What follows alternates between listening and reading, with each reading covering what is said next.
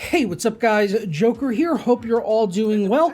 Today I'm going to be talking to you about Watch Dogs Legion. Why? Because I've been playing it recently and it's been almost a year since the game came out, and when this game first launched, it didn't release in the best state on the PC. It had some performance issues. It wasn't the worst release that Ubisoft has ever done by far, especially within the Watch Dogs series. But it had really bad issues with frame pacing, stuttering, especially when driving around the city, low GPU usage. Sometimes the GPU would drop to like 50 to 80% utilization, just leaving a lot of extra performance on the table. And, you know, kind of annoying at launch. And I had this game about a week or two before it came out, and I had given a lot of feedback to NVIDIA, which I imagine they translated to the developers to try to get this game sorted out. But unfortunately, it wasn't in a good state when it released, and even in like a month or two after a few patches, nothing had really fixed it. But now, the game actually seems to be pretty good. So apparently somewhere along the line, Ubisoft have actually sorted this game out. So we're going to take a look at some of the performance issues and how they're running now, and also just talk about the gameplay, which is actually really good. Did you just finish building a sweet gaming rig only to have this happen to you? Not to worry, because your CD Key has you covered with Windows 10 Pro licenses for under $18. And if you head over there right now, you could save 20% off with my code JPD20 at checkout. You'll receive your key within seconds, and then just click the start button and type activate to find the Windows activation screen, and all you gotta do then is paste your code in. For more info as well as that coupon code, be sure to check out the links down in the description below. So, biggest elephant in the room besides myself is the PC Performance 2020 versus now. About 10 months ago, roughly, it launched mid-October 2020, so almost a year at this point in time. I finally started playing. I mean, actually, I played about 20 hours on the game initially. I saw on my Uplay playtime or whatever, but I never finished the game, and I wanted to finish it. So rather than starting from the middle and trying to remember all the buttons and the abilities and all that stuff, I just decided to start clean about Wednesday last week, and so far I've played about a dozen hours and more or less gotten caught up in the story to where I was previously. But I've definitely put more than enough time to see that the performance in the game is very good now, comparatively to 2020. The GPU usage, for the most part, is pretty much pinned all the time. On my 3080 Ti, I'm running at max settings on 4K. I am using DLSS quality settings, but no ray tracing.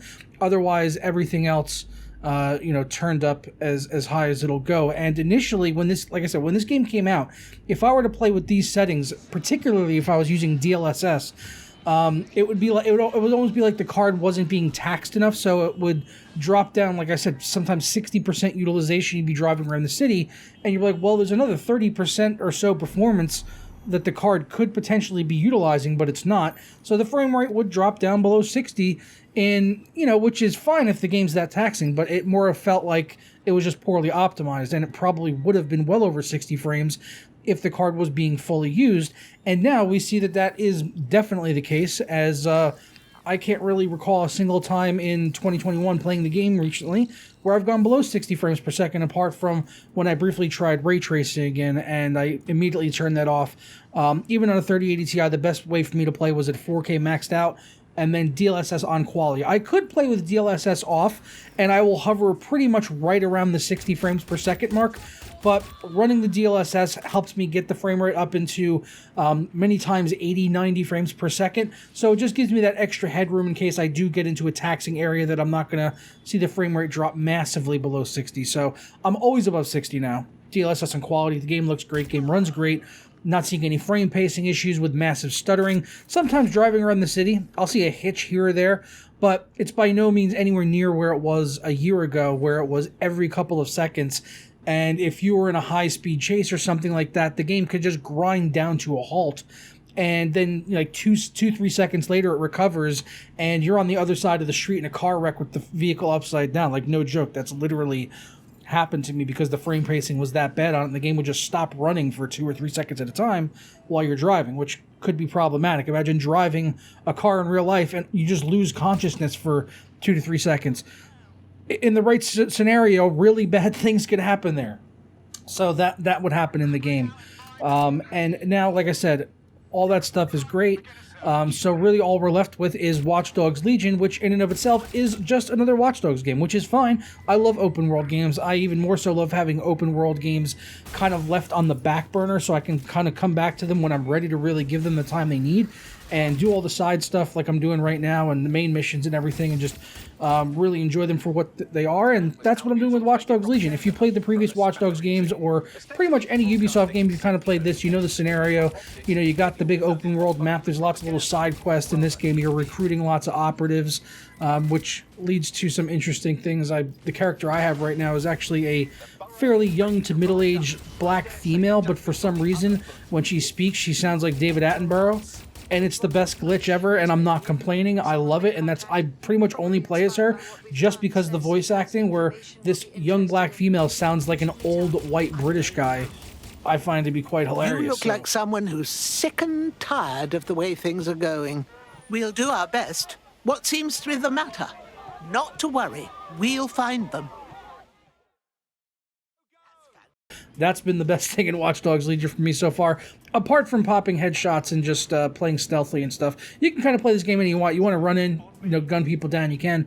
You want to be stealthy and pretty much take everyone out with nothing but a spider bot, you could do that too. And more or less, like, sometimes you can go to an objective and not even physically enter the building just by hijacking cameras and using your spider bot and stuff. So that stuff is a lot of good. I feel like they did a really good job with Legion as far as the infiltration side of things are concerned. But looking at Watch Dogs 1 and 2 versus this, I feel like the previous games were a little bit better as far as the interactable stuff within the city, like driving around. And I just think that's maybe more so the location than anything being set in London, because the streets are very, very narrow and condensed. And it just seems like, compared to the previous games, which were set in Chicago and then San Francisco, these American cities where you have these big wide streets, and it didn't really seem as congested traffic-wise as compared to London. So what I'm talking about here is like when you're driving around the city and you like previous games, you'd interact with things like the street lights, or maybe like some bollards in the ground that would rise up and could take out a vehicle that was chasing you or something.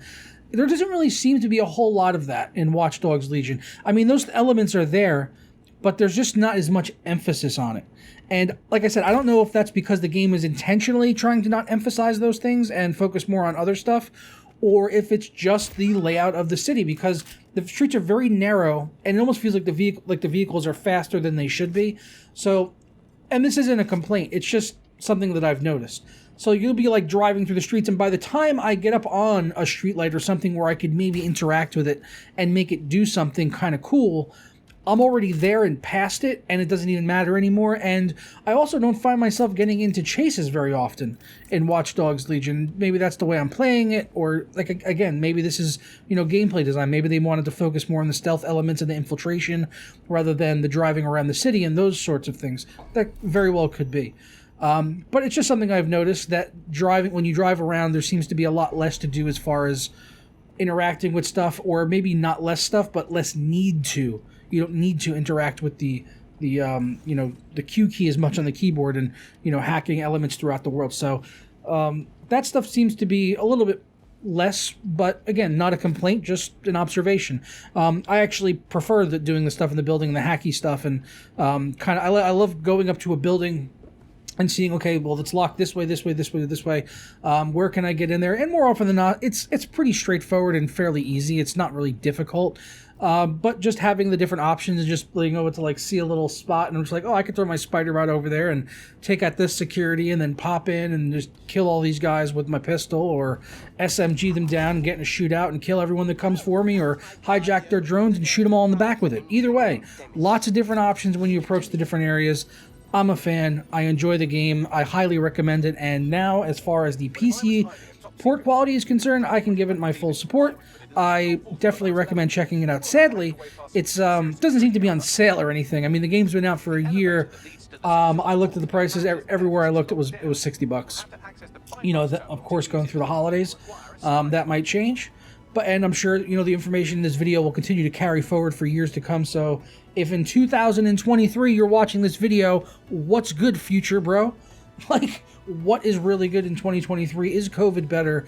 can you please give us some information back here in 2021, because we can really use some positive outlook. If the game's on sale, that's good. If you're in 2023, maybe find it for $5-10.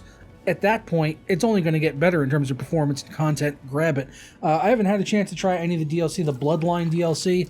I did there was like extra recruits, I guess they added in Aiden Pierce, is it, from the first Watch Dogs game? They added him in and some other stuff. And I have the season pass for this, but it's not because I bought it. I got the code for Watch Dogs Legion initially from NVIDIA about a week or two before the game came out a year ago. And that code came bundled with the season pass. Like, everything came with it. So thanks, NVIDIA. I appreciate that, because now I'm finally getting around to playing the game and actually enjoying it. And sometimes maybe this is something to learn from. A lot of these games will come out in really broken states, and we get ourselves super hyped up for them. And, and then they come out and they're disappointing. And we should be disappointed, and the developers should be held accountable for it. But sometimes it doesn't mean that there's a bad game there, because you could just put it on the shelf for 6 months to a year, come back to it, and then you've got a great experience. I did that, what was it, last year, I think, with Mafia 3, around the time the remasters came out. When that game came out, it was a huge piece of shit. Didn't touch it for a good 2, 3, maybe 4 years. Whatever it was, it came out until about the time the remaster released.